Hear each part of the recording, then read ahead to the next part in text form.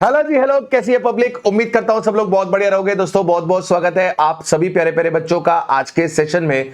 और मालिक, आज हम लोग रिवाइज करने जा रहे हैं हमारे पास रिवर्स चार्ज मैकेनिज्म, राइट। ये चार्ज अंडर जीएसटी में आता है। हम दो चीजें पढ़ते हैं चार्ज अंडर जीएसटी में, एक आरसीएम पढ़ते हैं और एक कॉम्पोजिशन पढ़ते हैं। सर, इस वीडियो में हम केवल आरसीएम कवर करेंगे। कॉम्पोजिशन का वीडियो मैं आपको अलग से अपने पास प्रोवाइड करके चलूंगा, राइट। छोटा सेशन होने वाला है, इंपॉर्टेंट सेशन होने वाला है, क्योंकि सर आपका जो पेमेंट ऑफ टैक्स का क्वेश्चन आता है उसके अंदर आरसीएम के एडजस्टमेंट्स आते हैं। तो ये चैप्टर आपके लिए बहुत इंपॉर्टेंट है। इसको ढंग से बढ़िया तरीके से कर लेना मालिक, ताकि आपके इसका कोई एडजस्टमेंट गलत ना हो, राइट। तो बिना समय गवाए हम सेशन को हमारे पास स्टार्ट करते हैं। सर, रिवर्स चार्ज मैकेनिज्म क्या होता है आपको पता है ना? जीएसटी कलेक्ट करने के लिए गवर्नमेंट के पास दो मैकेनिज्म है। एक मैकेनिज्म फॉरवर्ड चार्ज मैकेनिज्म है, जिसको हम नॉर्मल चार्ज बोलते हैं। नॉर्मल चार्ज में क्या होता है सर? सप्लायर रिसिपिएंट को गुड्स एंड सर्विसेज देता है। सप्लायर रिसिपिएंट से गुड्स एंड सर्विस का वैल्यू प्लस जीएसटी दोनों रिकवर करता है। फिर सप्लायर जीएसटी का पैसा गवर्नमेंट को देता है। इसको बोलते हैं फॉरवर्ड चार्ज। पूरा का पूरा जीएसटी लॉ फॉरवर्ड चार्ज में सप्लायर के ऊपर लगता है। लेकिन रिवर्स चार्ज में क्या होता है सर? रिवर्स चार्ज में कुछ नोटिफाइड सप्लाईज हैं, जिसमें रिसिपिएंट को खुद डायरेक्टली जीएसटी का पैसा गवर्नमेंट के पास देना पड़ता है। तो सप्लायर सप्लाई करता है रिसिपिएंट को, और रिसिपिएंट खुद डायरेक्टली जब गवर्नमेंट को जीएसटी पेमेंट करता है तो उसको बोलते हैं रिवर्स चार्ज।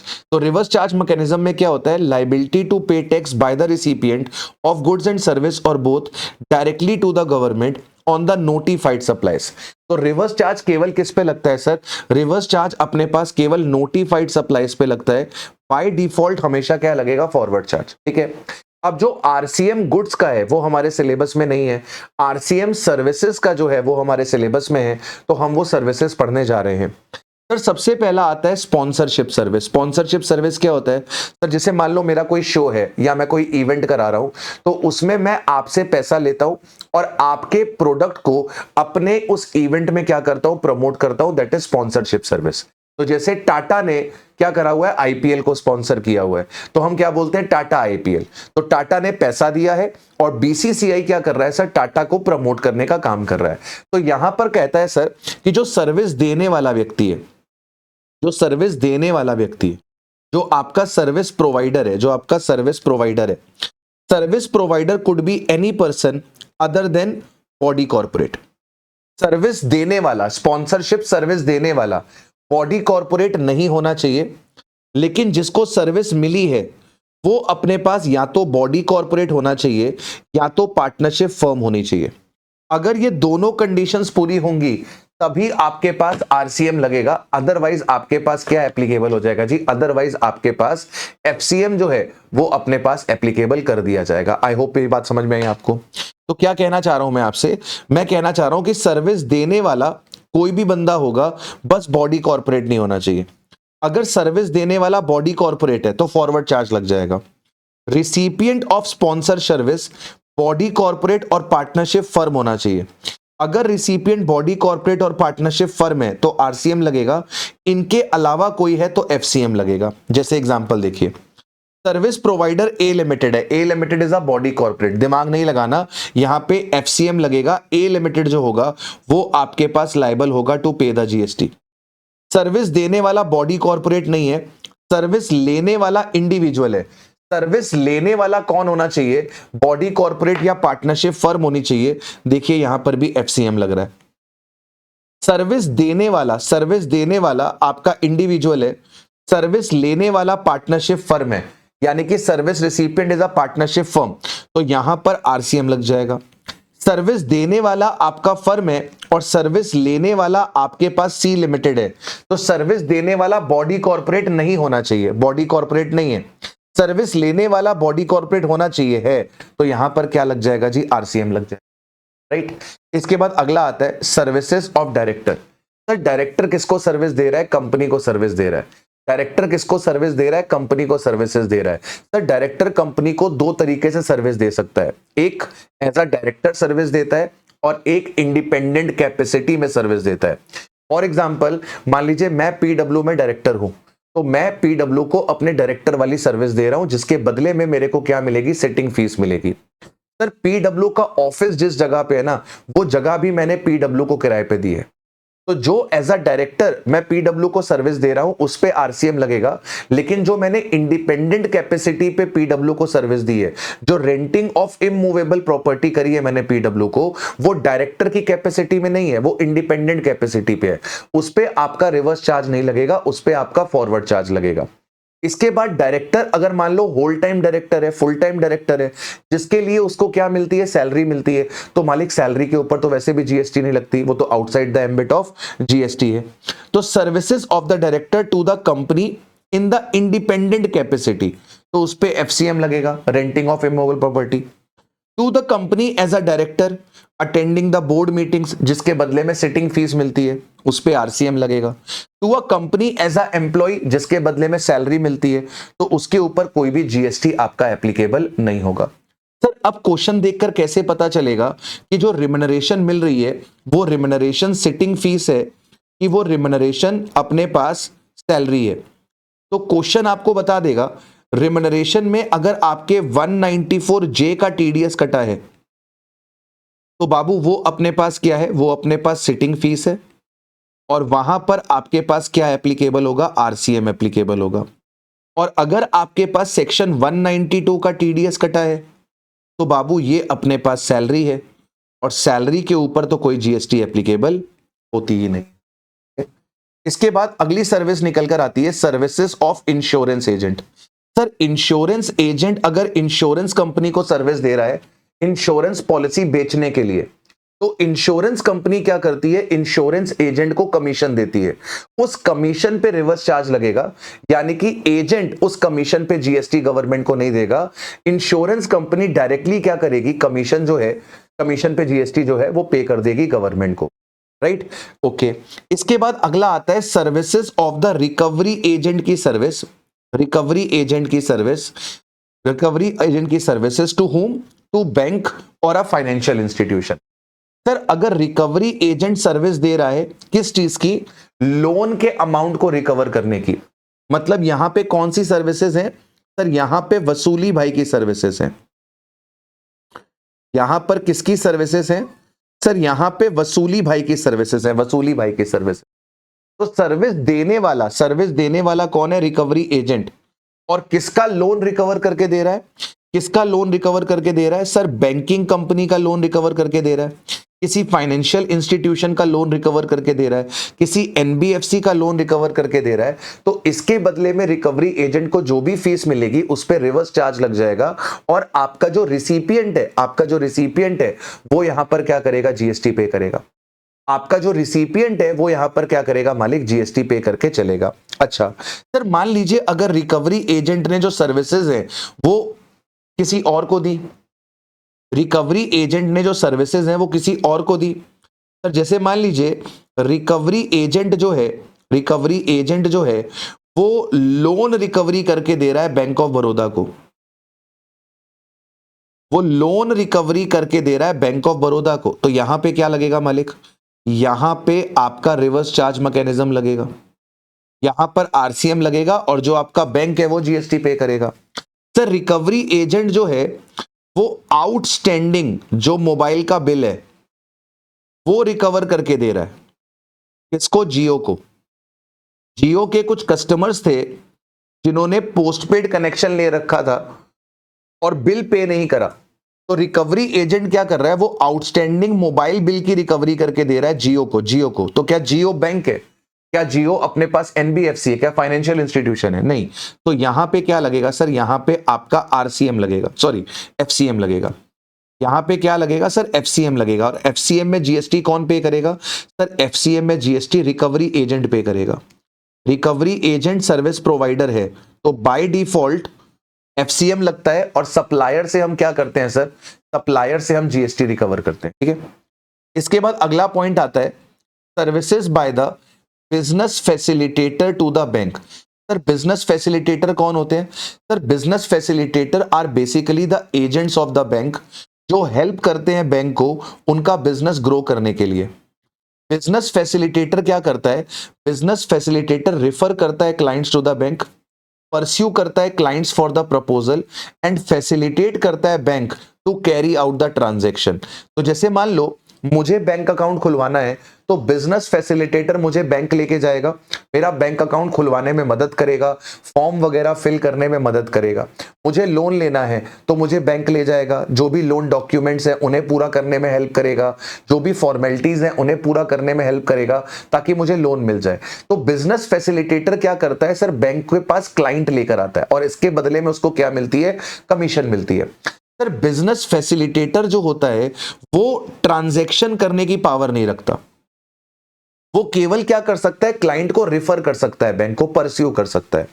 तो सर्विस देने वाला कौन है, सर्विस देने वाला आपका बिजनेस फैसिलिटेटर है। और सर्विस किसको मिल रही है, सर्विस मिल रही है बैंकिंग कंपनी को, बैंकिंग कंपनी को। तो यहां पे रिवर्स चार्ज लग जाएगा और जो बैंकिंग कंपनी है वो लायबल हो जाएगी to pay the GST, reverse charge लग जाएगा। बिजनेस फैसिलिटेटर बैंक को सर्विस दे रहा है, बैंक रिसिपिएंट है, रिवर्स चार्ज लगेगा, bank is liable to pay the GST. लेकिन अब यहां पर एक कैच है कि अगर बिजनेस फैसिलिटेटर जो है वो बैंक को सर्विसेज दे रहा है in respect of urban branches, in respect of urban branches, उस पे तो आरसीएम लगेगा।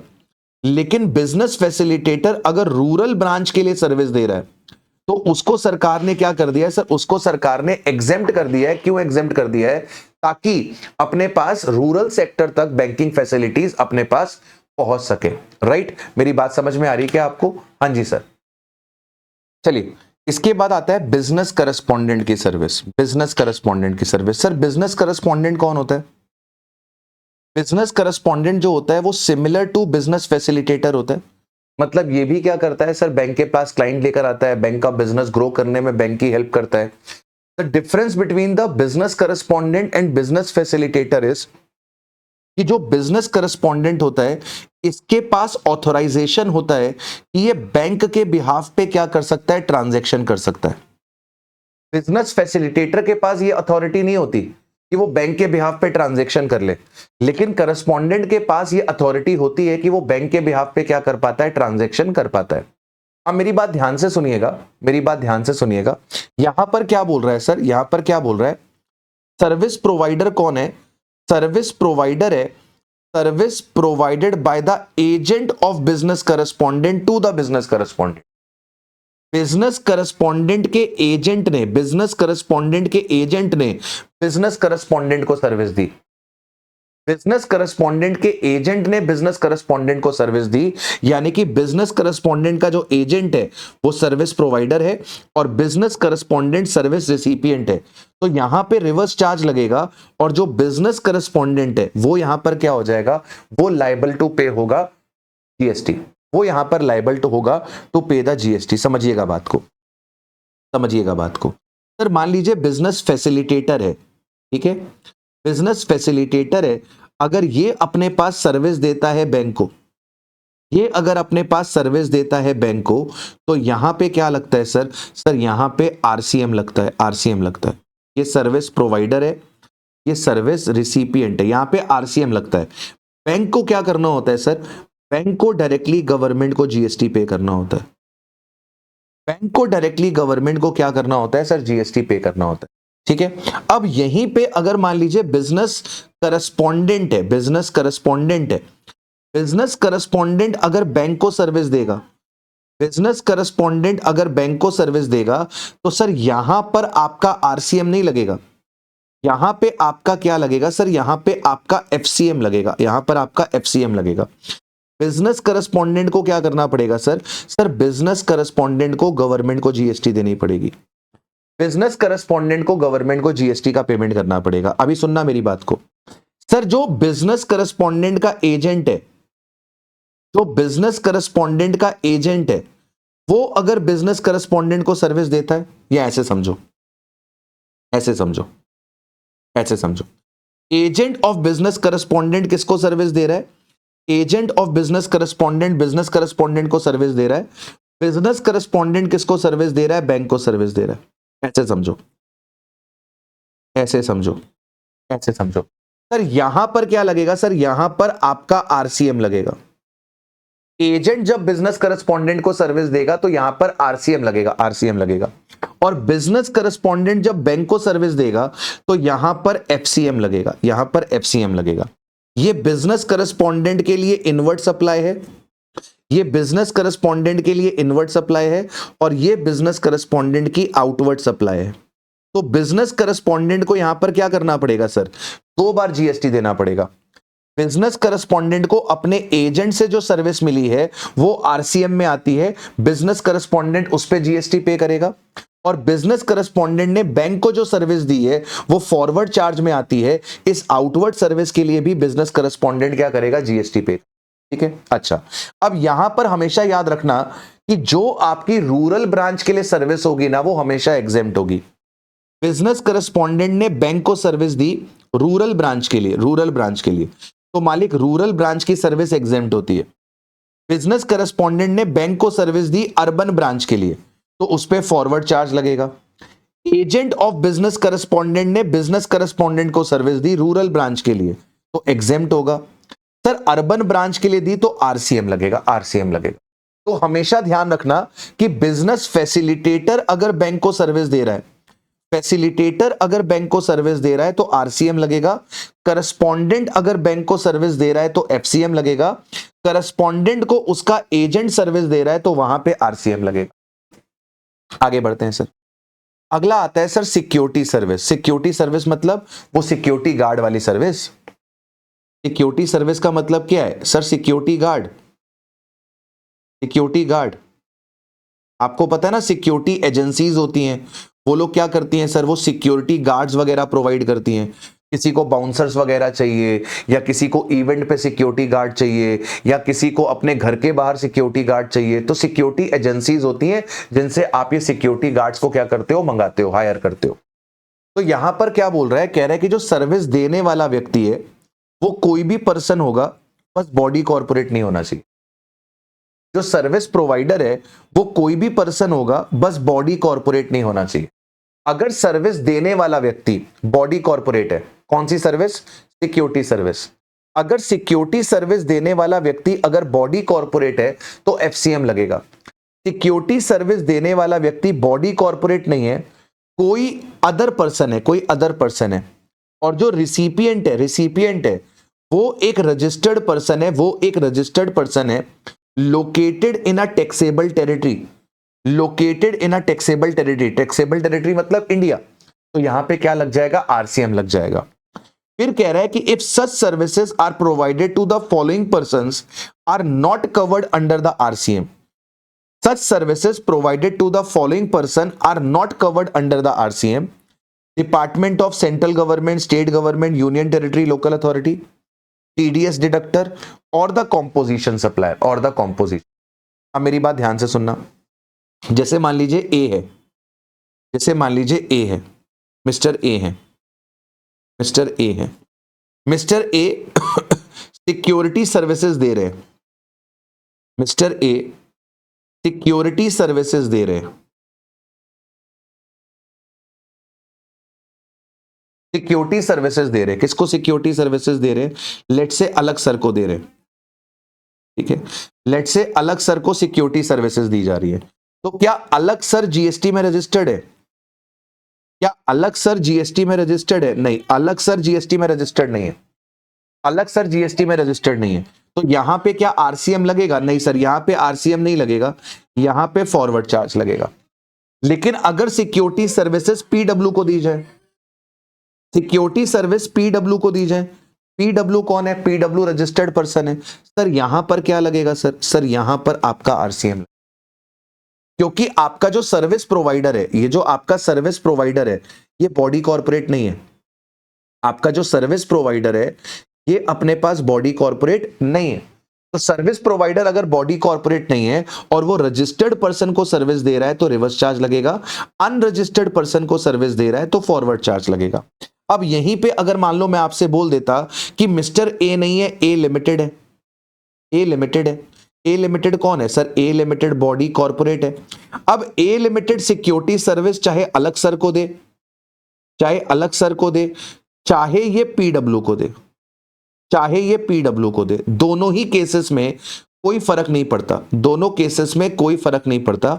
अगर सर्विस प्रोवाइडर बॉडी कॉर्पोरेट है और वो सिक्योरिटी सर्विसेज दे रहा है कोई फर्क नहीं पड़ता सर, दोनों ही केसेस में आपका फॉरवर्ड चार्ज एप्लीकेबल होगा। दोनों ही केसेस में आपका जो फॉरवर्ड चार्ज है वो यहां पर एप्लीकेबल होगा। इसके बाद आगे बढ़ते हैं और बात करते हैं services provide by the GTA.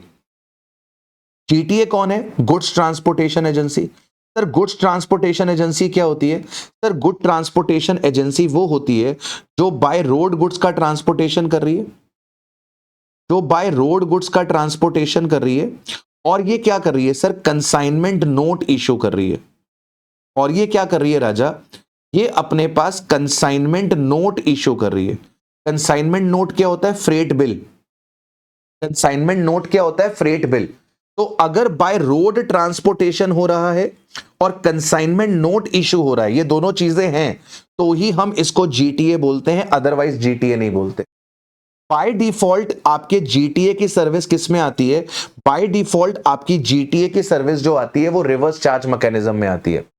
By default आपके जीटीए की सर्विस जो आती है वो कहां पर आती है? वो रिवर्स चार्ज मैकेनिज्म में आती है। और जब रिवर्स चार्ज मैकेनिज्म लगेगा तो बट ऑब्वियस है जो जीटीए है उसको यहां पर आईटीसी नहीं मिलेगा। बट ऑब्वियस है जीटीए को यहां पर आईटीसी नहीं मिलेगा। अच्छा, और जीएसटी का रेट क्या होगा सर? सर जीएसटी का जो रेट होगा दैट विल बी 5%। जीएसटी का जो रेट होगा दैट विल बी 5%। ठीक है। सर्विस प्रोवाइडर कौन होना चाहिए? सर सर्विस प्रोवाइडर जीटीए होना चाहिए। और सर्विस रिसिपिएंट कौन होना चाहिए? नोटिफाइड पर्सन होना चाहिए। नोटिफाइड पर्सन में कौन कौन आता है? सर नोटिफाइड पर्सन में फैक्ट्री आती है, नोटिफाइड पर्सन में सोसाइटी आती है, नोटिफाइड पर्सन में कोऑपरेटिव सोसाइटी आती है, नोटिफाइड पर्सन में कोई भी रजिस्टर्ड पर्सन अंडर जीएसटी आता है, नोटिफाइड पर्सन में बॉडी कॉर्पोरेट आती है, नोटिफाइड पर्सन में फर्म एओपी बीओआई आता है, नोटिफाइड पर्सन में कैजुअल टैक्सेबल पर्सन आता है। ये 7 लोग जो है राजा, ये 7 लोग जो है राजा, ये लोग अपने पास कहां पर कवर होते हैं सर? ये 7 लोग अपने पास नोटिफाइड पर्सन में कवर होते हैं। तो जीटीए ने अगर इन 7 लोगों को सर्विस दी है, जीटीए ने अगर इन 7 लोगों को सर्विस दी है, तो यहां पर बाय डिफॉल्ट क्या लगेगा मालिक? यहां पर बाय डिफॉल्ट आरसीएम लगेगा। बाय डिफॉल्ट आरसीएम लगेगा। और अगर आप नोटिफाइड पर्सन में नहीं आते, अगर आप नोटिफाइड पर्सन में नहीं आते, आप कौन हो? आप हो डिपार्टमेंट या फिर एस्टेब्लिशमेंट ऑफ गवर्नमेंट, आप हो अनरजिस्टर्ड पर्सन, आप हो टीडीएस डिडक्टर, आप इन तीनों में से कोई हो, तो ऐसे केस में राजा जीटीए की सर्विस क्या हो जाती है? एग्जेम्प्ट हो जाती है। ऐसे केस में जीटीए की सर्विस एग्जेम्प्ट हो जाती है। तो अगर आप गवर्नमेंट के डिपार्टमेंट्स और एस्टेब्लिशमेंट हो, आप एक अनरजिस्टर्ड पर्सन हो, या फिर आप एक टीडीएस डिडक्टर हो जिसने सेक्शन 51 में टीडीएस काटना है, तो ऐसे केस में जीटीए की सर्विस मालिक क्या हो जाती है? एग्जेम्प्ट हो जाती है। एग्जेम्प्ट हो जाती है। क्या बोला मैंने? बाय डिफॉल्ट जीटीए की सर्विस पे क्या लगता है sir? Sir by default GTA की सर्विस पे आरसीएम लगता है। आरसीएम में 5% से टैक्स लगता है। सर्विस देने वाला जीटीए है, सर्विस रिसीव करने वाला नोटिफाइड पर्सन है। नोटिफाइड पर्सन में कौन कौन आ रहा है? फैक्ट्री आ रही है, आपकी सोसाइटी आ रही है, आपकी कोऑपरेटिव सोसाइटी आ रही है, रजिस्टर्ड पर्सन आ रहा है, बॉडी कॉर्पोरेट आ रहा है, आपकी फर्म एओपी बीओआई आ रही है, कैजुअल टैक्सेबल पर्सन आ रही है। ये 7 लोग अगर हैं तो रिवर्स चार्ज लग जाएगा। इसके अलावा एग्जेम्प्ट कहां पर हो जाएगा? अगर अनरजिस्टर्ड व्यक्ति को दे रहे हो, गवर्नमेंट डिपार्टमेंट्स को दे रहे हो, टीडीएस डिडक्टर को दे रहे हो, जीटीए की सर्विस एग्जेम्प्ट हो जाएगी।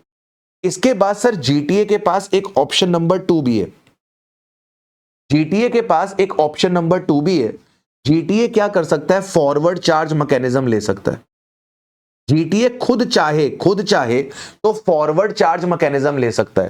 सर जीटीए अगर फॉरवर्ड चार्ज मैकेनिज्म लेता है तो जीटीए को क्या करना पड़ेगा? सर जीटीए को जीएसटी में रजिस्ट्रेशन लेना पड़ेगा। अगर जीटीए फॉरवर्ड चार्ज में आना चाहता है तो उसे क्या करना पड़ेगा सर? उसे जीएसटी में रजिस्ट्रेशन लेना पड़ेगा। अब यहां पे जीटीए के पास 2 ऑप्शन आ जाएंगे। एक, वो विद आईटीसी जीएसटी पे करे at the rate of 18%। Sir पर आपने तो क्लास में बताया था कि 12% होता है। राजा बेटा अभी पीछे जीएसटी के रिफॉर्म्स आए थे, उसमें 12% का जो जीएसटी रेट है वो खत्म हो गया है, उसकी जगह पर 18% आ गया। उसकी जगह पे क्या आ गया है? 18%। 12% वाली कैटेगरी खत्म हो गई है। तो जीटीए की सर्विस जिस पे 12 लगता था उसको सरकार ने किस पे डाल दिया? 18 पे डाल दिया। सर क्या हमें ये रेट याद करना है? वैसे तो लर्न करने की जरूरत नहीं है, एग्जाम में आपको रेट गिवन रहता है। आपको एग्जाम में रेट गिवन रहता है, पर एक छोटा सा रेट है, याद कर लो क्या दिक्कत पड़ रही है। क्या दिक्कत पड़ रही है? अगर जीटीए एफसीएम लेता है, एफसीएम लेता है तो वो 18% से जीएसटी पे करेगा और उसे आईटीसी मिलेगा, उसे आईटीसी मिलेगा। रिवर्स चार्ज में आईटीसी नहीं मिल रहा था, अगर फॉरवर्ड चार्ज में जाता है और नॉर्मल लोगों की तरह 18% जीएसटी पे करता है तो वो यहां पे आईटीसी ले सकता है। जीटीए को एक और ऑप्शन दिया है कि तुम चाहो तो 5% से जीएसटी दे सकते हो फॉरवर्ड चार्ज के अंदर, लेकिन ऐसे केस में तुम्हें कोई भी आईटीसी नहीं मिलेगा।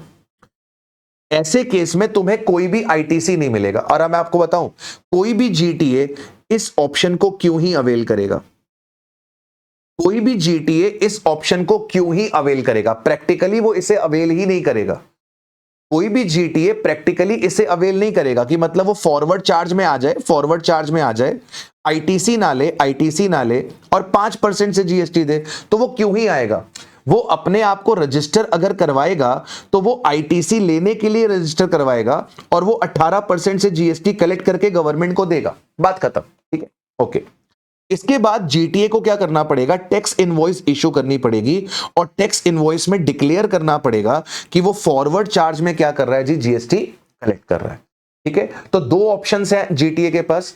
एक ऑप्शन है कि जीटीए आरसीएम ले ले, बाय डिफॉल्ट तो वैसे भी आरसीएम लगेगा, तो आरसीएम जब लगेगा, रिसिपिएंट अगर नोटिफाइड व्यक्ति है, रिसिपिएंट अगर नोटिफाइड व्यक्ति है तो वो क्या करेगा अपने पास? सर रिसिपिएंट अगर नोटिफाइड व्यक्ति है तो रिसिपिएंट को रिवर्स चार्ज में जीएसटी देना पड़ेगा। दूसरा ऑप्शन, जीटीए चाहे तो एफसीएम ले ले, अगर जीटीए एफसीएम लेता है तो वो 18% का जीएसटी पे कर सकता है और पूरा का पूरा आईटीसी ले सकता है। और दूसरा, जीटीए 5% का जीएसटी पे कर सकता है और कोई भी आईटीसी नहीं लेगा, कोई भी आईटीसी नहीं लेगा। ठीक है, चलिए इसके बाद अगला पॉइंट आपके पास निकल कर आता है, legal services, legal services by the arbitral tribunal, advocate और the firm of advocate. Sir अगर लीगल सर्विसेज दी जा रही है, कौन दे रहा है? वकील साहब दे रहे हैं, एडवोकेट दे रहे हैं, फर्म ऑफ एडवोकेट दे रही है या आर्बिट्रल ट्रिब्यूनल दे रही है? किसको दे रही है? एक बिजनेस एंटिटी को दे रही है। किसको दे रही है? बिजनेस एंटिटी को दे रही है जिसका टर्नओवर एक्सीड कर रहा है थ्रेशोल्ड लिमिट। कौन सी थ्रेशोल्ड लिमिट? रजिस्ट्रेशन की थ्रेशोल्ड लिमिट, 10 लाख वाली, 20 लाख वाली, 40 लाख वाली। तो अगर आपका थ्रेशोल्ड लिमिट एक्सीड कर रहा है, थ्रेशोल्ड लिमिट एक्सीड कर रहा है, आप बिजनेस एंटिटी हो, आप बिजनेस एंटिटी हो और आपने लीगल सर्विसेज अवेल करी है और आपका जो टर्नओवर है वो थ्रेशोल्ड लिमिट को एक्सीड कर रहा है, तो ऐसे केस में रिवर्स चार्ज लग जाएगा। इन शॉर्ट, अगर बिजनेस एंटिटी एक टैक्सेबल पर्सन है, बिजनेस एंटिटी अगर टैक्सेबल पर्सन है तो वहां पे रिवर्स चार्ज लग जाएगा, और बिजनेस एंटिटी अगर टैक्सेबल पर्सन नहीं है तो फिर वहां पर आपका रिवर्स चार्ज एप्लीकेबल नहीं होगा, वहां पर बेसिकली वो एग्जेम्प्ट हो जाती है। ठीक है, वो एग्जेम्प्ट हो जाती है। तो क्या बोल रहा है? कह रहा है कि जो कोर्ट की सर्विसेज हैं और जो ट्रिब्यूनल सेटअप हुए हैं अंडर लॉ, जैसे एनसीएलटी वगैरह, ये तो नेगेटिव लिस्ट में है, इनके ऊपर तो जीएसटी लगती ही नहीं है। तो यहां पर हमने कौन से ट्रिब्यूनल की बात करी? जो प्राइवेट ट्रिब्यूनल्स होते हैं, जो डिस्प्यूट रेजोल्यूशन की सर्विसेज दे रहे हैं, उनकी बात करी। ठीक है, अब यहां पर एक छोटा सा एनालिसिस मैंने आपको दिया है कि अगर आर्बिट्रल ट्रिब्यूनल की सर्विसेज, एडवोकेट की सर्विसेज, फर्म ऑफ एडवोकेट की सर्विसेज अगर गवर्नमेंट को दी जाती है, central government, state government, union territory, local authority, तो वो एग्जेम्प्ट होती है। नॉन बिजनेस एंटिटी को दी जाती है तो वो भी क्या होती है? एग्जेम्प्ट होती है। बिजनेस एंटिटी को दी जाती है जिसका टर्नओवर रजिस्ट्रेशन थ्रेशोल्ड को एक्सीड कर रहा है, वो टैक्सेबल होती है रिवर्स चार्ज में। बिजनेस एंटिटी जिसका टर्नओवर रजिस्ट्रेशन थ्रेशोल्ड को एक्सीड नहीं कर रहा, वो अपने पास क्या हो जाती है? वो अपने पास एग्जेम्प्ट हो जाती है, वो अपने पास एग्जेम्प्ट हो जाती है। तो लीगल सर्विसेज अगर बिजनेस एंटिटी को दी जाएंगी जहां पर बिजनेस एंटिटी का टर्नओवर रजिस्ट्रेशन थ्रेशोल्ड को एक्सीड करता है, वहां पर अपने पास क्या हो जाएगी? से वहां पर अपने पास आरसीएम लग जाएगा। इसके बाद आता है कि अगर government, central government, state government, union territory, local authority, except ministry of railways, except ministry of railways, अगर government except ministry of railways यानी कि इंडियन रेलवेज लैंड और बिल्डिंग किराए पर दे रही है किसी बिजनेस एंटिटी को, तो वहां पर रिवर्स चार्ज लग जाएगा। देखिए क्या बोल रहा है, कह रहा है कि सर अगर central government excluding the Indian railways, state government, union territory, local authority, ये लोग लैंड और बिल्डिंग किसी रजिस्टर्ड पर्सन को दे रहे हैं तो आरसीएम लग जाएगा, किसी अनरजिस्टर्ड पर्सन को दे रहे हैं तो फॉरवर्ड चार्ज लग जाएगा। अगर ये अपने पास रजिस्टर्ड पर्सन को दे रहे हैं तो आरसीएम लग जाएगा, और अगर अनरजिस्टर्ड पर्सन को दे रहे हैं तो एफसीएम लग जाएगा। तो जैसे मान लो गवर्नमेंट ने अगर अलग सर को लैंड और बिल्डिंग किराए पर दी, अलग सर जीएसटी में रजिस्टर्ड नहीं है, तो ऐसे केस में क्या होगा सर? ऐसे केस में क्या होगा? ऐसे केस में क्या होगा सर? ऐसे केस में फॉरवर्ड चार्ज लगेगा। और अगर पीडब्ल्यू को दी जो कि जीएसटी में रजिस्टर्ड है, तो ऐसे केस में क्या होगा सर? आरसीएम लग जाए। ठीक है, अच्छा। इसके बाद आता है renting of residential property by any person other than government. तो गवर्नमेंट के अलावा अगर किसी ने रेसिडेंशियल बिल्डिंग किराए पर दी, रेसिडेंशियल बिल्डिंग किराए पर देने वाला व्यक्ति कोई भी हो सकता है। रिसिपिएंट अगर रजिस्टर्ड है तो रिवर्स चार्ज लग जाएगा। रिसिपिएंट अगर रजिस्टर्ड है तो रिवर्स चार्ज लग जाएगा। तो जैसे आपने रेसिडेंशियल प्रॉपर्टी किराए पर दी, एक रजिस्टर्ड व्यक्ति को दी तो रिवर्स चार्ज लग जाएगा। रेसिडेंशियल प्रॉपर्टी किसी अनरजिस्टर्ड व्यक्ति को दी तो वहां पर एग्जेम्प्ट हो जाएगा, इसके बाद आता है कि अगर आपने रेंटिंग करी है इमूवेबल प्रॉपर्टी की अदर देन रेसिडेंशियल बिल्डिंग, यानी कि आपने कमर्शियल प्रॉपर्टी की रेंटिंग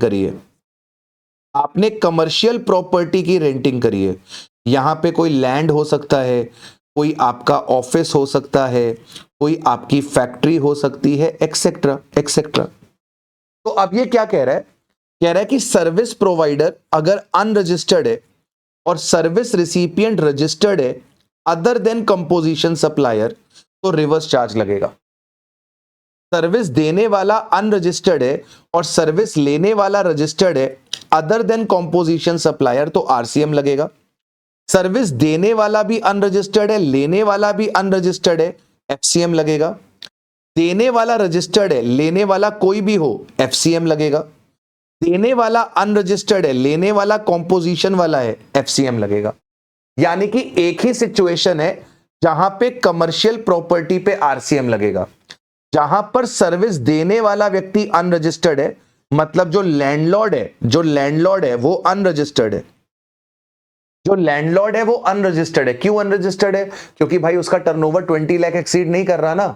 तो जो लैंडलॉर्ड है वो अनरजिस्टर्ड है, और जो आपका सर्विस रिसिपिएंट है जिसने वो सर्विस ली है, यानी कि जो टेनेंट है, जो किराएदार अगर रजिस्टर्ड है अदर देन कंपोजिशन सप्लायर, तो आरसीएम लगा देंगे। अगर कंपोजिशन में रजिस्टर्ड है तो एफसीएम लगा देंगे। अगर आपका सर्विस देने वाला मतलब लैंडलॉर्ड अनरजिस्टर्ड है, टेनेंट भी अनरजिस्टर्ड है, तो एफसीएम। लैंडलॉर्ड रजिस्टर्ड है, टेनेंट कोई भी है, एफसीएम। लैंडलॉर्ड अनरजिस्टर्ड है, टेनेंट कंपोजिशन है, एफसीएम। बाकी केस के अंदर क्या आ जाएगा? आरसीएम। ठीक है। इसके बाद आता है सर्विसेज बाय द गवर्नमेंट और the local authority. Sir government अगर कोई भी सर्विसेज अपने पास बिजनेस एंटिटी को दे रही है और बिजनेस एंटिटी का जो टर्नओवर है वो थ्रेशोल्ड को एक्सीड कर रहा है, तो रिवर्स चार्ज में वो टैक्सेबल हो जाती है। इसका डिटेल डिस्कशन मैं आपके साथ करूंगा एग्जेम्पशन वाले चैप्टर के साथ। इसका डिटेल्ड डिस्कशन जो मैं करूंगा वो मैं करूंगा एग्जेम्पशन वाले चैप्टर के साथ।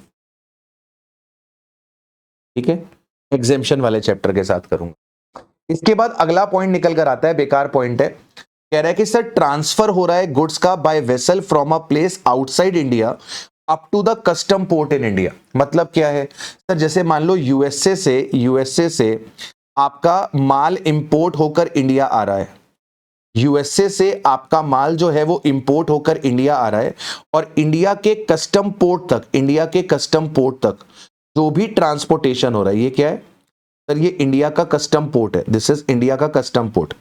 तो यहां पर आपके शिप में माल आएगा सर। यहां पर जो आपका ट्रांसपोर्टेशन हुआ है from USA to Indian port, from USA to Indian port, ये जो आपका वेसल में ट्रांसपोर्टेशन हुआ है, इस पे आपका रिवर्स चार्ज मैकेनिज्म लगेगा। और जो आपका इंपोर्टर है वो यहां पर लायबल टू पे जीएसटी हो जाए। बेकार पॉइंट है, आप इग्नोर कर सकते हो, टेंशन मत लेना। इसके बाद आता है sir security lending service. Security lending service, sir security lending service क्या है? सर सिक्योरिटी लेंडिंग सर्विस एक ऐसी स्कीम है, सिक्योरिटी लेंडिंग सर्विस एक ऐसी स्कीम है। किसकी स्कीम है सर? ये सिक्योरिटी लेंडिंग सर्विस सेबी की ऐसी स्कीम है जिसमें एक बंदा अपनी सिक्योरिटी दूसरे बंदे को किराए पर दे सकता है। जैसे मान लीजिए मेरे पास, मान लीजिए रिलायंस के शेयर्स है, मेरे पास रिलायंस के शेयर्स है, मैं ओनर हूं रिलायंस के शेयर्स का, मैं ओन करता हूं रिलायंस के शेयर्स, रिलायंस के शेयर्स, ठीक है। तो ये लेंडिंग स्कीम ऐसी है जिसमें मैं ब्रोकर की मदद से, ब्रोकर की मदद से मैं किसी को अपने ये शेयर्स लेंड कर सकता हूं। मैं अपने ये शेयर्स क्या कर सकता हूं? लेंड कर सकता हूं, लेंड कर सकता हूं। तो मैं यहां पर क्या हूं सर? मैं यहां पे लेंडर हूं, मैं यहां पे लेंडर हूं, और मिस्टर के यहां पे कौन है सर? सर मिस्टर के यहां पे बोरोवर है, मिस्टर के यहां पे बोरोवर है। प्लीज मेरी बात को ध्यान से समझिएगा, प्लीज मेरी बात को ध्यान से समझिएगा। मैं इस ब्रोकर की मदद से, मैं इस ब्रोकर की मदद से, with the help of this broker, with the help of this broker, मैं यहां पे क्या करूंगा सर? मैं यहां पे अपनी सिक्योरिटीज को लेंड कर सकता हूं, सिक्योरिटीज को लेंड कर सकता हूं एक सर्टेन टाइम पीरियड के लिए, एक सर्टेन टाइम पीरियड के लिए मिस्टर के को। सेबी की ऐसी स्कीम है जहां पर एक सिक्योरिटी ओनर वो अपने शेयर्स को, अपने डिबेंचर्स को क्या कर सकता है? लेंड कर सकता है बोरोवर को। सर क्यों लेंड किया आपने इसको?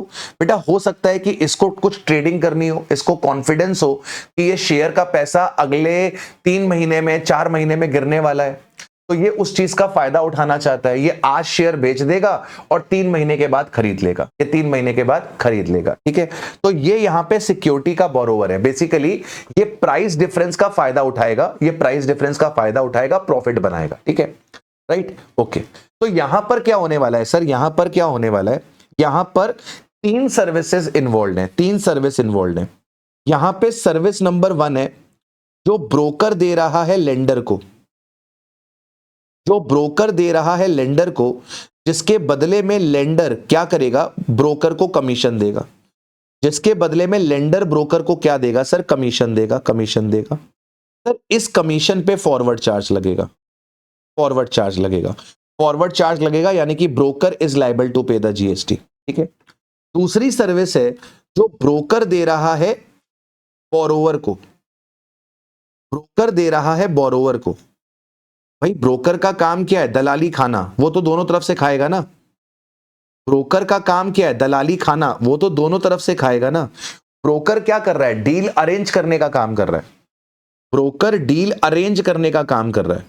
वो बोरोवर के लिए लेंडर ढूंढ रहा है और लेंडर के लिए बोरोवर ढूंढ रहा है, तो ब्रोकर दो तरफा पैसा कमाएगा। इस कमीशन पे भी क्या लगेगा? फॉरवर्ड चार्ज लगेगा, फॉरवर्ड चार्ज लगेगा। अब ये लेंडर को क्या मिलेगी? बोरोवर से फीस मिलेगी। ये जो सिक्योरिटी लेंड करी है, दिस इज सर्विस नंबर 3। यहां पे बोरोवर क्या करेगा सर? सर बोरोवर मेरे को यहां पे फीस पे करेगा। बोरोवर मेरे को यहां पर क्या करेगा सर? सर बोरोवर मेरे को यहां पे फीस पे करेगा। मैंने जो उसे ये सिक्योरिटी लेंड करी है, मुझे इस सिक्योरिटी लेंड के बदले में क्या मिलेगी? फीस मिलेगी। इसी फीस को सरकार ने किस पे डाल दिया है सर? इसी फीस को सरकार ने आरसीएम में डाल दिया। आरसीएम में डाल दिया, यानी कि कौन लायबल कर दिया सरकार ने? सरकार ने इस बोरोवर को लायबल कर दिया। सरकार ने इस बोरोवर को लायबल कर दिया, कहा कि तुम भाई साहब यहां पर क्या करोगे? तुम यहां पर जीएसटी का पेमेंट करोगे। यहां पे मैं कौन हूं? मैं लेंड कर रहा हूं, मैं सर्विस प्रोवाइडर हूं। बोरोवर को सिक्योरिटी मिल रही है, ये सर्विस रिसिपिएंट है। जो बंदा पैसा देता है, जो बंदा पैसा देता है वो रिसिपिएंट होता है, जिस बंदे को पैसा मिलता है वो सप्लायर होता है, ठीक है, ओके। इसके बाद अगला आता है, अगला आता है, ये भी उतना इंपॉर्टेंट पॉइंट नहीं है, बेकार पॉइंट है। अगर ओवरसीइंग कमेटी आरबीआई को सर्विस देगी तो इस पे रिवर्स चार्ज लगेगा। RBI is liable to pay the GST, ठीक है। इसके बाद अगर आप सर्विसेज का इंपोर्ट करते हो, अगर आप सर्विसेज का इंपोर्ट करते हो तो इस पे भी रिवर्स चार्ज लगता है। जो इंपोर्टर होता है वो यहां पर लायबल टू पे जीएसटी होता है। लेकिन अगर आपने सर्विस इंपोर्ट करी है पर्सनल पर्पस के लिए, तो वहां पर जीएसटी क्या करी हुई है? एग्जेम्प्ट करी हुई है। तो जैसे मान लो मैंने यूएसए से एजुकेशन कंसल्टेंसी सर्विस ली।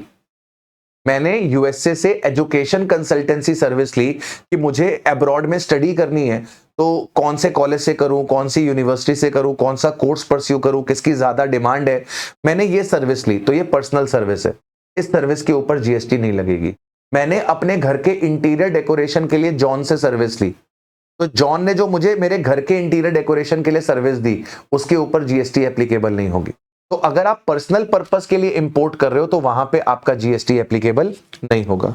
ठीक है, इसके बाद एक एक्सेप्शन है, जो OIDAR की सर्विस होती है, जैसे आपकी नेटफ्लिक्स की, जैसे आपकी गूगल ड्राइव की, आपकी क्लाउड की जो सर्विसेज होती हैं, ठीक। तो जो OIDAR की सर्विस है, अगर OIDAR की सर्विस अनरजिस्टर्ड पर्सन को दी जाएगी तो वहां पर क्या होगा सर, फॉरवर्ड चार्ज लगेगा। अगर इंडिया के बाहर से इंडिया में OIDAR की सर्विस एक अनरजिस्टर्ड पर्सन को दी जाएगी तो अपने पास क्या लगेगा, रिवर्स चार्ज लगेगा। वैसे ये OIDAR की सर्विस आपके सीए फाइनल में है, सीए इंटर में नहीं है, तो इसके ऊपर क्वेश्चन आने के चांसेस ना के बराबर है। तो आपने बस दिमाग में ये रखना है कि अगर इंपोर्ट ऑफ सर्विस है, तो इंपोर्ट ऑफ सर्विस पे हमेशा क्या लगता है जी, इंपोर्ट ऑफ सर्विस पे हमेशा रिवर्स चार्ज लगता है और importer is liable to pay the GST. और यहां पर अगर पर्सनल पर्पस के लिए आपने सर्विस को इंपोर्ट करा है तो उसे क्या किया गया है सर, उसे अपने पास एग्जेम्प्ट किया गया है। इसके बाद आता है renting of motor vehicle. Renting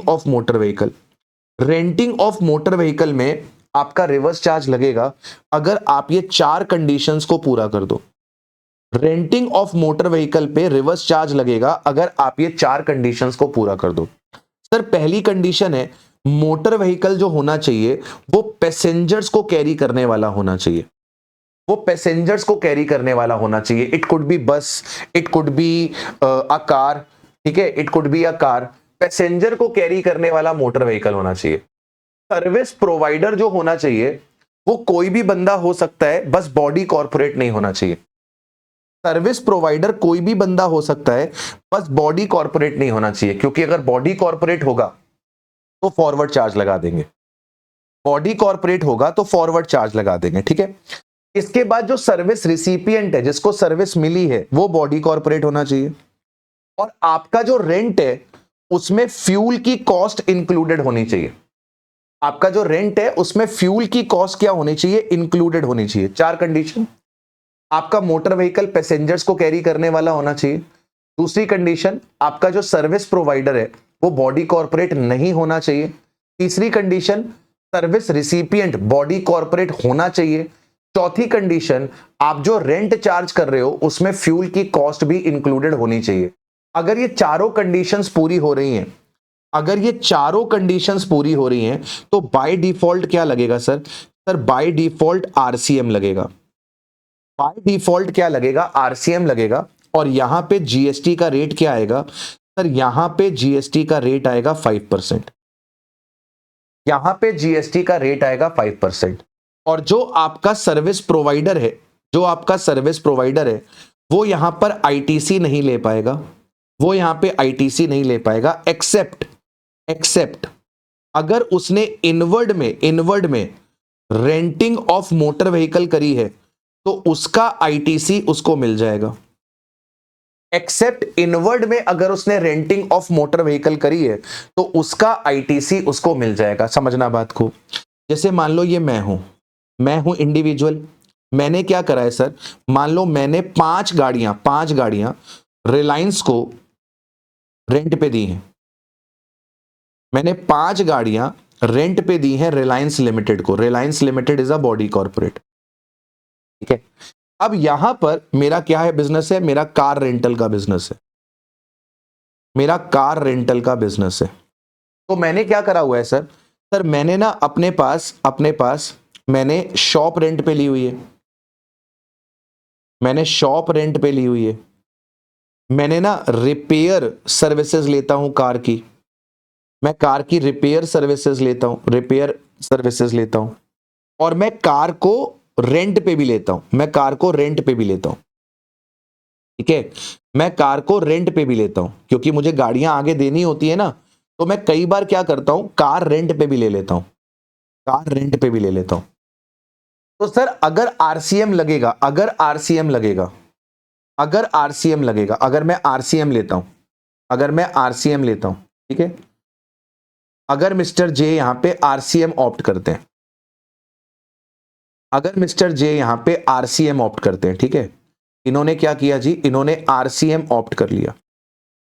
अगर इन्होंने आरसीएम ऑप्ट किया, इन्होंने आरसीएम ऑप्ट किया, तो जीएसटी का रेट क्या होगा सर, आरसीएम ऑप्ट किया तो जीएसटी का रेट, जीएसटी का रेट 5% होगा, जीएसटी का रेट 5% होगा।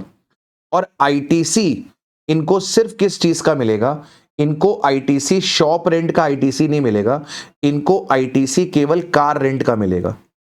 कार रेंट की जो इन्होंने इनवर्ट सप्लाई करी है, कार रेंट की जो इनवर्ट सप्लाई करी है उसका आईटीसी मिल जाएगा।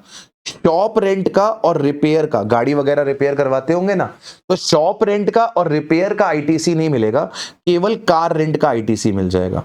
अच्छा सर, मान लीजिए मिस्टर जे ने अपने पास क्या किया, सर मान लीजिए मिस्टर जे ने अपने पास एफसीएम ऑप्ट कर लिया।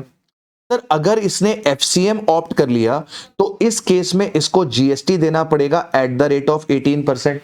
पर सर आपने तो क्लास में 12% पढ़ाया था, अभी बताया ना बेटा, रिफॉर्म्स आए, 12% की कैटेगरी ही खत्म कर दी, तो मोटर व्हीकल को भी कहां डाल दिया, 18% में डाल दिया। तो एफसीएम ऑप्ट करोगे तो जीएसटी का रेट क्या होगा सर, जीएसटी का रेट 18% होगा, और यहां पर आपको फुल आईटीसी मिल जाएगा, यहां पर आपको फुल आईटीसी मिल जाएगा। आप शॉप के रेंट का भी आईटीसी बिंदास लो, आप रिपेयर का भी बिंदास आईटीसी लो, और जो आपने इनवर्ड में कार रेंट पे ली है आप बिंदास उसका भी आईटीसी लो, कोई दिक्कत वाली बात, ठीक है। तो यहां पर आपके पास दो ऑप्शंस निकल कर आ जाएंगे। अब जरा ध्यान से देखिएगा, आपका आपका सर्विस प्रोवाइडर, सर्विस प्रोवाइडर आपका कौन है, ए लिमिटेड है, सर्विस प्रोवाइडर बॉडी कॉर्पोरेट है, सर्विस प्रोवाइडर बॉडी कॉर्पोरेट है, तो आरसीएम नहीं लगेगा, एफसीएम लगेगा। सर्विस प्रोवाइडर बॉडी कॉर्पोरेट नहीं है, सर्विस रिसिपिएंट भी बॉडी कॉर्पोरेट नहीं है। सर्विस प्रोवाइडर बॉडी कॉर्पोरेट नहीं होना चाहिए, रिसिपिएंट बॉडी कॉर्पोरेट होना चाहिए, यहां पर एफसीएम लगेगा।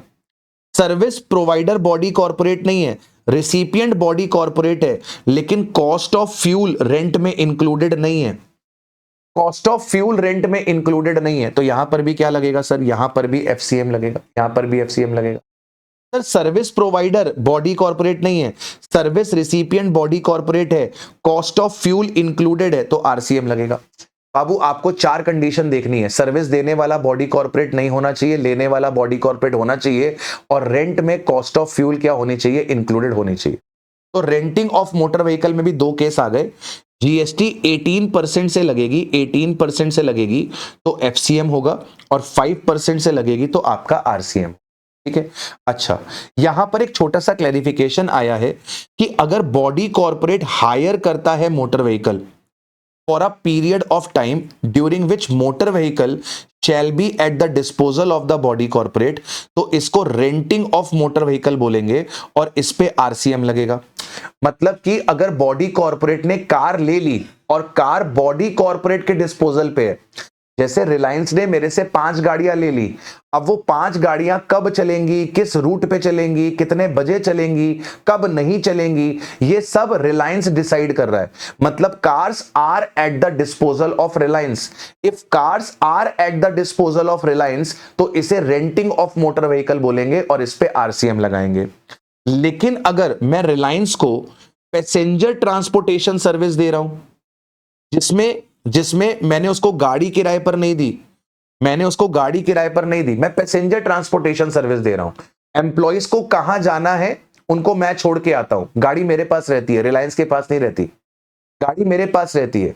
सुबह गाड़ी क्या करती है, एम्प्लॉइज को पिक करती है, रिलायंस के पास ड्रॉप करती है, शाम को रिलायंस के पास से पिक करती है, उनके घर पे ड्रॉप करती है, सिर्फ इतना काम है।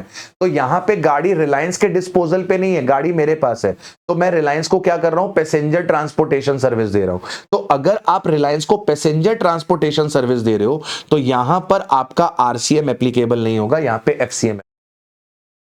आपको यह देखना पड़ेगा कि गाड़ी रिलायंस के डिस्पोजल पे है कि नहीं। ये पॉइंट हमने कहां पढ़ा था, हमने एग्जेम्पशन में पढ़ा था, अगर आप एक बार एग्जेम्पशन खोलोगे ना तो वहां पर आपको मिलेगा। इसके बाद इसके अंदर एक और पॉइंट है 9(4), ये अभी जो मैंने आपको कराया ये जो अभी मैंने आपको कराया, ये मैंने आपको क्या कराया, ये मैंने अभी आपको 9(3) कराया, 9(3) कराया। 9(4) किस पे लगता है सर? 9(4) लगता है कंस्ट्रक्शन पे। 9(4) किस पे लगता है? 9(4) लगता है कंस्ट्रक्शन पे। तो कंस्ट्रक्शन वाला जो पॉइंट है ना, वो इंटर लेवल के लिए काम का नहीं है, तो आप इसको ना इग्नोर कर सकते हो, कोई दिक्कत वाली बात नहीं है। अब हम बात कर लेते हैं 9(5) की। 9(5) में क्या होता है सर? सर 9(5) में ऐसी सर्विसेज बताई गई हैं, ऐसी सर्विसेज बताई गई हैं जो आप इको के थ्रू कर रहे हो। ऐसी सर्विसेज बताई गई हैं जो आप इको के थ्रू सर्विस दे रहे हो, और यहां पर इको जो होता है वो लायबल होता है फॉर द जीएसटी। सप्लायर ने रिसिपिएंट को सर्विस दी, जीएसटी का पैसा सप्लायर पे नहीं करेगा फॉरवर्ड चार्ज में, रिसिपिएंट पे नहीं करेगा रिवर्स चार्ज में। कुछ नोटिफाइड सर्विसेज है, कुछ नोटिफाइड सर्विसेज है, उसमें ECO is liable to pay GST to the government. ECO क्या करता है? जीएसटी गवर्नमेंट को देता है। ऐसी सर्विसेज कहां लिखी हुई है? 9(5) में लिखी। तो इसमें आपके पास सबसे पहला पॉइंट क्या आता है? सबसे पहला पॉइंट आता है transportation of passenger by radio taxi, motor cab, maxi cab, motorcycle और एनी अदर मोटर व्हीकल। तो बेसिकली यहां पर हम किसकी बात कर रहे हैं? बेसिकली हम यहां पर बात कर रहे हैं ओला की, उबर की, रैपिडो की। तो जितने भी ड्राइवर्स हैं जो ओला, उबर, रैपिडो के थ्रू सर्विसेज देते हैं आपको और हमको, इसमें ना तो वो ड्राइवर जीएसटी पे करने के लिए लायबल है, ना आप और हम जीएसटी पे करने के लिए लायबल है। इस पे जीएसटी पे करने के लिए लायबल कौन है? ओला, उबर और रैपिडो 9(5) में। इसके बाद अगर आप पैसेंजर ट्रांसपोर्टेशन सर्विसेज दे रहे हो ओमनी बस से, ओमनी बस से, ओमनी बस से, तो ओमनी बस मतलब वो आपकी जो बस होती है, बस ट्रांसपोर्टेशन भी होता है ना, वो आपने देखा होगा, red bus, red bus, red bus. आप रेड बस पे बस बुक करते हो ना, तो वो रेड बस वाली बात हो रही है यहाँ। तो ओमनी बस, ओमनी बस से अगर पैसेंजर का ट्रांसपोर्टेशन हो रहा है, ओमनी बस से पैसेंजर का ट्रांसपोर्टेशन हो रहा है, तो यहां पर क्या बोल रहा है? कह रहा है कि सप्लायर जो है, सप्लायर जो है अगर वो कंपनी है, सप्लायर जो है अगर वो कंपनी है, तो वहां पर हम फॉरवर्ड चार्ज लगा देंगे। और सप्लायर अगर कंपनी नहीं है तो वहां पर हम 9(5) लगाएंगे। मतलब जैसे मान लो मेरी बस चलती है रेड बस के थ्रू, मेरी बस चलती है रेड बस के थ्रू, रेड बस के थ्रू। मैं कौन हूं? मैं इंडिविजुअल हूं, मैं इंडिविजुअल हूं। मेरी बस चलती है रेड बस के थ्रू, मैं रेड बस के थ्रू अपनी बस सर्विसेज प्रोवाइड करता हूं रिसिपिएंट को। तो यहां पर क्या होगा सर? यहां पर 9(5) लगेगा, यानी कि redBus is liable to pay the GST. लेकिन मान लो मैं जे लिमिटेड हूं, मैं एक कंपनी हूं और मेरी बसेस रेड बस के थ्रू चलती हैं। सर ऐसा होता है क्या? बिल्कुल होता है सर, ऐसा भी होता है। मान लो मेरी कंपनी है, मेरी 100 बसें हैं, मेरी 100 बसें हैं, तो मैं उन बसेस को क्या कर रहा हूं? उन बसेस को रेड बस पे लिस्ट कर देता हूं, और रेड बस के थ्रू मैं क्या करता हूं? टिकट सेल करता हूं, टिकट सेल करता हूं। तो ऐसे केस में क्या होगा कि अगर आप कंपनी हो, अगर आप कंपनी हो तो फिर हम 9(5) नहीं लगाएंगे, अगर आप कंपनी हो तो हम फॉरवर्ड चार्ज लगा देंगे। तो ओमनी बस की सर्विस में अगर सप्लायर कंपनी है तो फॉरवर्ड चार्ज लगेगा, 9(5) नहीं लगेगा। ओमनी बस की सर्विस में अगर सप्लायर कंपनी नहीं है तो उस केस में ECO will be liable to pay the GST. Sir accommodation service, hotel, inn, guest house, clubs, camp sites, तो बेसिकली किसकी बात हो रही है? सर यहाँ पे ओयो की बात हो रही है, यहाँ पे अगोडा की बात हो रही है, यहाँ पे गो आईबीबो की बात हो रही है, यहाँ पर मेक माई ट्रिप की बात हो रही है। ये सब क्या करते हैं सर? ये सब आपको रूम्स को बुक करने में हेल्प करते हैं। होटल वाले अपने आप को लिस्ट कर लेते हैं इनकी वेबसाइट्स पे और कस्टमर जाके यहाँ पे रूम्स बुक करते हैं। तो जनरली यहाँ पे 9(5) लगेगा, मतलब कि जो आपका ई कॉमर्स ऑपरेटर है वो लायबल होगा टू पे जीएसटी। यानी कि आपका जो ओयो है, अगोडा है, गो आईबीबो है, मेक माई ट्रिप है, यही लोग जीएसटी पे करेंगे। लेकिन अगर आपका सप्लायर रजिस्टर्ड है, लायबल टू रजिस्टर है अंडर सेक्शन 22, मतलब होटल वाले का जो टर्नओवर है वो अपने पास 20 लाख एक्सीड कर रहा है, तो फिर आपका ओयो पे नहीं करेगा, फिर होटल जीएसटी पे करेगा, फिर एफसीएम लगेगा। ठीक है, तो यहां जो मैंने एक्सेप्शन लिखवाया है, यहां पे 9(5) अप्लाई नहीं होगा, एफसीएम अप्लाई होगा, एफसीएम अप्लाई होगा। एफसीएम कब अप्लाई होगा? जब होटल वाला लायबल टू रजिस्टर है तो फिर एफसीएम लगाएंगे, अदरवाइज ओयो से कहेंगे तुम जीएसटी पे करो। हाउस कीपिंग की सर्विस, अर्बन कंपनी, आपको घर पे प्लम्बर चाहिए, आपको घर पे इलेक्ट्रिशियन चाहिए, आपको घर पे मेड चाहिए, ठीक है, आपको घर पे एसी इंस्टॉल करने वाला चाहिए, अर्बन कंपनी के थ्रू आप बुला लेते हो। आपको मेकअप आर्टिस्ट चाहिए, आपको मसाज वाला चाहिए, तो आप बुला लेते हो। तो Urban Company is liable to pay the GST. लेकिन जो आपको सर्विस देने के लिए आ रहा है, अगर वो खुद लायबल टू रजिस्टर है अंडर सेक्शन 22, तो क्या ऐसे केस में 95 लगेगा? नहीं, फिर नहीं लगेगा। मतलब आपके घर पे जो मेकअप आर्टिस्ट आया मेकअप की सर्विसेज देने के लिए, या आपके घर पे जो प्लम्बर आया आपको प्लम्बिंग की सर्विसेज देने के लिए, उसका टर्नओवर 20 लाख रुपीस एक्सीड करता है, मतलब वो खुद लायबल टू रजिस्टर है। तो अगर वो खुद लायबल टू रजिस्टर है तो फिर वहां पे 95 नहीं लगाएंगे। इसके बाद आता है रेस्टोरेंट की सर्विसेज। रेस्टोरेंट की सर्विसेज मतलब आपके जोमेटो वगैरह की सर्विसेज, आपके स्विगी की सर्विसेज। तो यहां पर वो क्या बोल रहा है कि जोमेटो और Swiggy will be liable to pay the GST. हम रेस्टोरेंट वाले से जीएसटी नहीं मांगेंगे, हम रेस्टोरेंट वाले से जीएसटी नहीं मांगेंगे। जो फूड सप्लाई किया गया है जोमेटो और स्विगी के थ्रू, उस पे हम जीएसटी किससे डिमांड करेंगे? उस पे हम जीएसटी जोमेटो और स्विगी से डिमांड करेंगे। लेकिन अगर फूड सप्लाई करने वाला एक स्पेसिफाइड प्रीमाइसेस है, अगर फूड सप्लाई करने वाला एक स्पेसिफाइड प्रीमाइसेस है, तो ऐसे केस में एफसीएम लगेगा। मतलब वो जो स्पेसिफाइड प्रीमाइसेस है वो यहां पे जीएसटी पे करेगी। अब ये स्पेसिफाइड प्रीमाइसेस कौन है सर? स्पेसिफाइड प्रीमाइसेस का मतलब एक होटल है जहां पर रूम का जो किराया है वो 7500 रुपीज से ज्यादा है पर डे।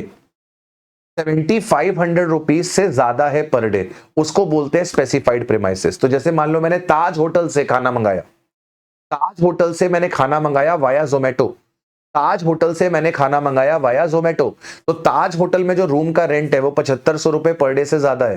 तो ऐसे केस में आपका Zomato will not be liable to pay the GST, Taj will be liable to pay the GST, क्योंकि Taj is the specified premises. तो अगर स्पेसिफाइड प्रीमाइसेस से खाना वाया जोमेटो आएगा तो specified premises will be liable to pay the GST. इसके बाद आता है लोकल डिलीवरी सर्विसेज। ये अभी नया नया ऐड हुआ है, पोर्टर की सर्विस जिसको बोलते हैं। अगर आपने अमेंडमेंट नहीं देखा तो प्लीज देख लो, जीएसटी की अमेंडमेंट नहीं देखी तो प्लीज देख लो, अपलोडेड है यूट्यूब पे। तो जो पोर्टर की सर्विसेज है, लोकल डिलीवरी की सर्विसेज है, तो लोकल डिलीवरी की सर्विसेज में porter is liable to pay the GST. लेकिन जो बंदा आपका सामान डिलीवर कर रहा है अगर वो लायबल टू रजिस्टर है तो फिर उस केस में पोर्टर नहीं पे करेगा, दैट पर्टिकुलर बंदा इज लायबल टू पे, राइट। सर इसी के साथ हमने जो रिवर्स चार्ज मैकेनिज्म है उसे अपने पास कंप्लीट कर लिया है विद एग्जांपल जहां पर भी रिक्वायरमेंट थी। अब नेक्स्ट सेशन में मैं आपको कॉम्पोजिशन स्कीम अलग से करवा दूंगा ताकि सर आपको बढ़िया तरीके से चीजें समझ में आ जाएं। मालिक, if you have enjoyed the session please do comment कि आपको सेशन कैसा लगा, राइट। और कॉम्पोजिशन के बाद कौन सा टॉपिक चाहिए ये भी बता देना कमेंट सेक्शन के अंदर ही, राइट। मिलते हैं आप लोगों से नेक्स्ट वीडियो में। Till then take care of yourself, bye to all, have a nice day.